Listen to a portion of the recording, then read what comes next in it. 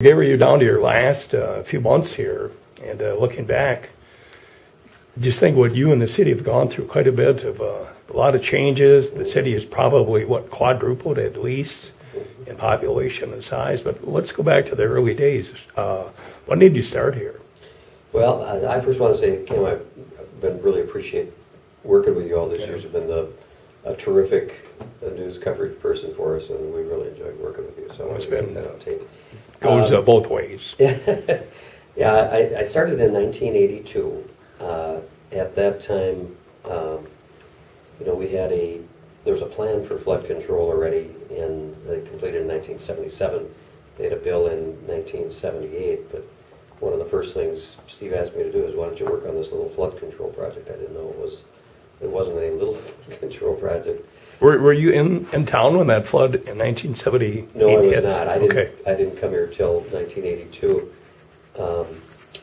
So that really, I ended up, I think the biggest change that came out really started with that project was Steve Quenvold and Paul Utesh recommended getting a local sales tax to help pay for the cost of flood control in the Civic Center if those projects were to move forward. And that's a funding source that's ended up being really critical for the city all these years. So I think that actually was one of the most monumental decisions. And then the second was, going ahead and doing a referendum on flood control in the Civic Center before we even had approved flood control projects from the federal government, taking that through the legislature, getting that approved. My role was the lead staff person on all of that. I think I probably spent 20% of my time from 1982 to 1995 working on flood control. But the flood control project was approved in 1983, and the SCS reservoir part and the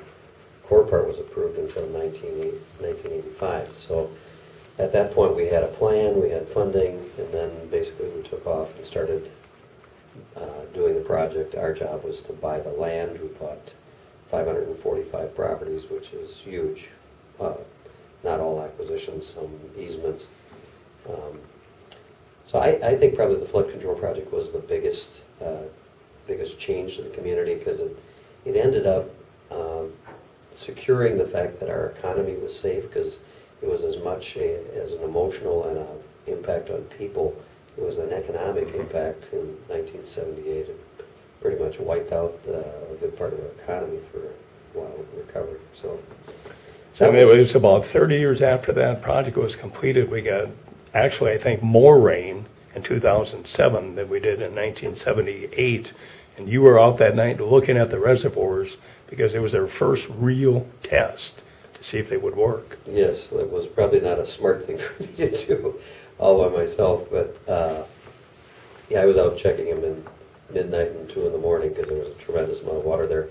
I think we had 8 to 10 inches of rain in some of the eastern reservoirs. In 78 we had 7 inches of rain, but it came really fast in 6 hours. So I think 24-hour totals we had more rain in 2007 than we did in 78, but it may have been a little less severe because of the short duration it happened in 78. The flood control project was designed to handle the 1978 flood plus 3 feet of freeboard. So there is extra capacity designed in to handle even bigger flood events than we had in 1978. But some of this new data on rainfall says that a 100-year flood is higher than what had been assumed earlier. So still have a good protection level, but that's something that you're going to have to watch out for. Good thing we got that project in. Yep. And about the same time that was being worked on, the downtown was going through some big changes. We saw a big area of the downtown demolished, and got a new office building, a new shopping mall, and a new hotel, all of that through Gus Schifolius. And now here we are 30 years later, looking back at that project, and look at what's going on downtown and elsewhere. This has to be some of the biggest change we've seen since then, right, Gary? It is. I would say the change we had back then was as significant as the change we're having now. We also had back in the day, we had the Marriott going up at the same time, and we had several parking ramps back in that era. We had to figure out a bunch of things back then. It was an interesting period for our office, and Steve, Doug, and I were the ones primarily working on it. But we had to figure out, how do you do skyways? So we went up and studied Minneapolis and St. Paul, and Minneapolis's are all private. They don't have controlled hours. They have a problem with that. I didn't know that. Yeah, St. Paul, it was. And here the city controls them, right? For the most part. We get agreements that before we put in the connecting bridges, that lays out maintenance hours, things of that nature. St. Paul, they're all public because they did a lot of them with, I think, some urban HUD funding. So we had to figure that out. We had to figure out how to do parking ramps, do a parking enterprise system that had parking ramps in it, and then all the projects. So I think that the change then was massive back in that era from 82 to about 92. Then things have been more gradual, and now with the DMC, obviously things are really taking off again now. And this may end up surpassing, what we did then in the number of projects. But we've had I think outside of Minneapolis, I think we've had probably more projects than St. Paul's had in the downtown over the years. Done an awful lot of development projects. It's a big focus of our office. And when I came here in 82, the things I remember as the big hot button issues were, first was flood control, because people don't realize, but sometimes there were 3 floods a decade that Rochester would have. I mean, it was horrendous, and they started studying that in the 1950s. Downtown development was huge because all of the businesses moved out to the mall in the 70s. Higher education was a push. We helped with that later on in the things that our office was working on. There was a water quality problem down in southeast Rochester with people having septic tanks that they lived outside the city, had the potential to pollute our water supply and contaminate the city's water supply. We took 1,700 homes off of septic systems and put them on municipal utilities here in the 2000s. Highway 52, you remember what that was like. That was pretty much a death trap when you'd shoot right out into traffic. So that was a big deal. And then job diversification, which we've actually done a lot of projects to create jobs, like with PEMSTAR, Benchmark, Quest, Cary Foods, Marigold, Seneca, Gauthier, a whole bunch of them. But yet, because of the huge growth of Mayo, we're less diversified now than we were then. But then, we also got into some projects like the Bioscience Center, which is going very well, and Cascade Lake. So there's been a lot of major changes over the years. Been fun. And speaking of the DMC, I remember you and your former boss, Steve Quenneville, very involved from the city's perspective in trying to get that through. And one of the primary reasons was to ensure the city would be part of whatever happened, because there was talk of a Mayo more kind of maybe going their own way and this and that. But I'll never forget one weekend I chatted with you, I think, via email as the bill was being finalized by then Representative Kim Norton. So, I mean, you were very instrumental in making sure that the city was being protected as that bill went through the Capitol. Well, that is accurate, and we did talk. The key is we wanted to make sure we did not believe the DMC would be sustainable if it was like an independent entity that didn't have any connection to the city. And there were some drafts of the bill that basically one of them had all the members appointed by the governor, no local members. They had virtually all the authority they needed except planning authority. And we would have, in some of the versions, we would have had very little say in how the funding was spent. And one of the things that we believed was essential for the future of the DMC in the community is that there was a real partnership.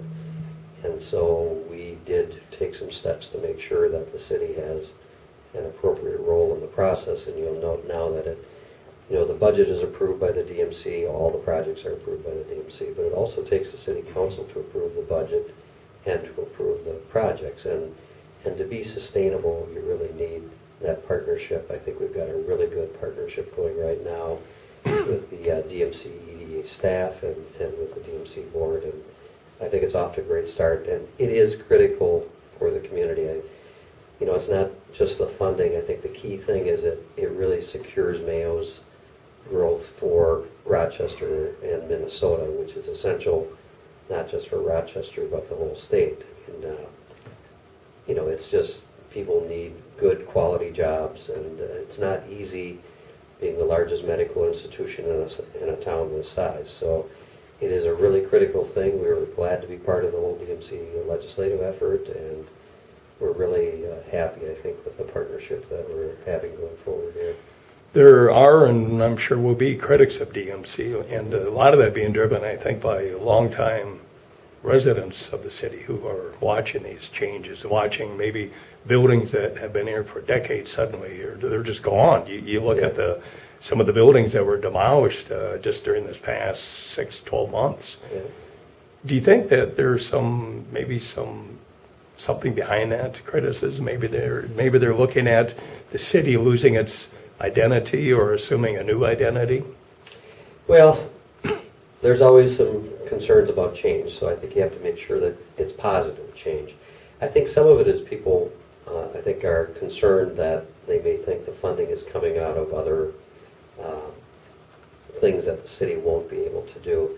We've pretty much got some dedicated sources of funding going to the DMC, and are not doing things such as funding it with property taxes. It's the quarter-cent sales tax and things of that nature. So I think the funding will eventually be not just a benefit to the whole downtown, but the whole community.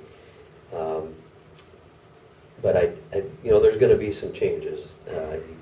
One of the things is the concentration of jobs in downtown is already significant, and it's going to grow. So we're doing a new integrated transportation plan to really ensure that it's provides different modes for people to get downtown. It'll be a change, but there'll be more people coming downtown by buses and transit, hopefully less cars.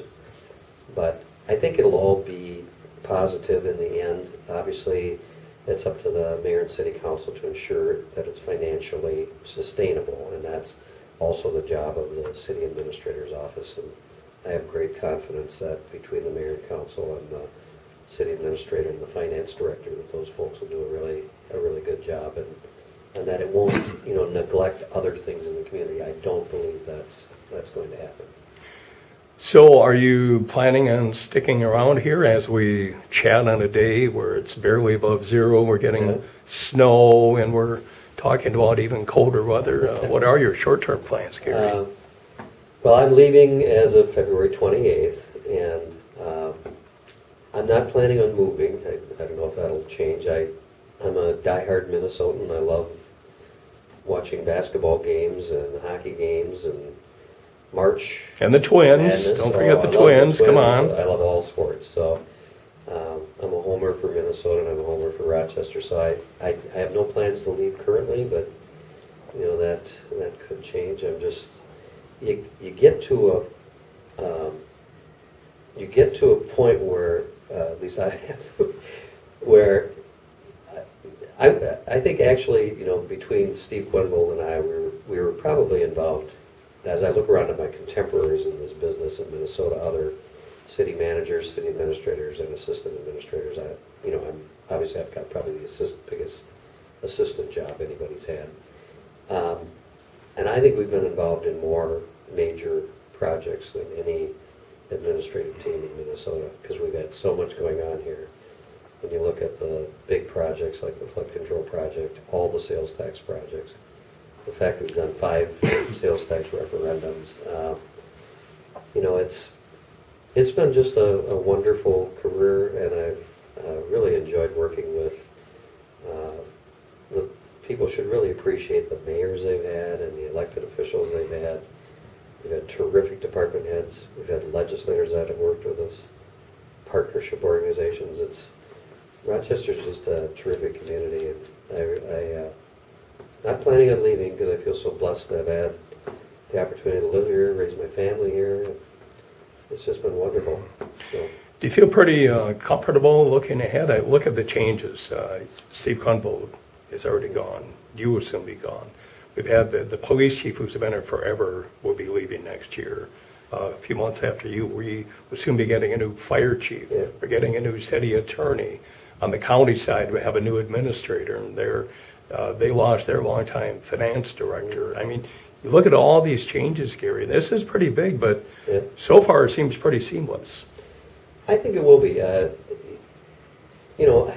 My experience has been I've seen some really good department heads come and go, and I look at it more like reloading rather than replacing. And the key is you got to hire good people. And I know under Steve Quinvold and his leadership, I think we hired really good people. I believe the same thing will happen with the new city administrator and with the mayor and council involved in a couple of those decisions.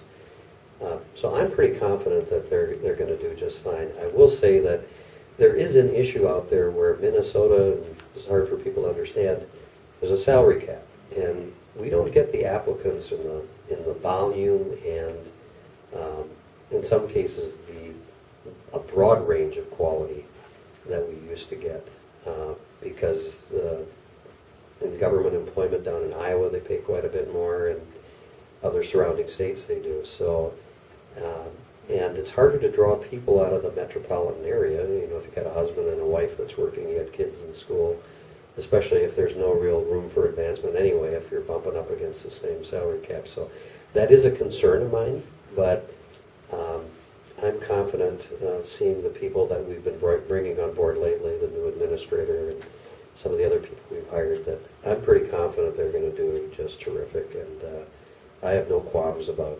the quality of people that we have here now, and I think they'll secure really good people. Well, Gary, good luck. It's been nice working with you all these years. And Yeah. now that we know you are staying here, I'm sure I'll be bumping into you at different functions or down at the Riverside or something. I hope so. We can go out and have something a beverage. Yeah. On you, of course. You're the me, of retired course, guy. yes, I'll be a retired guy. You'll still be working. So. It's been my pleasure, Kim. You've been one of the joys of working with the media. We've had other good media people that we worked with too, but you've had a special place in our office all these years. Thank you. We appreciate it. We'll see you around. Thanks, Gary. Yeah, thank you, Kim.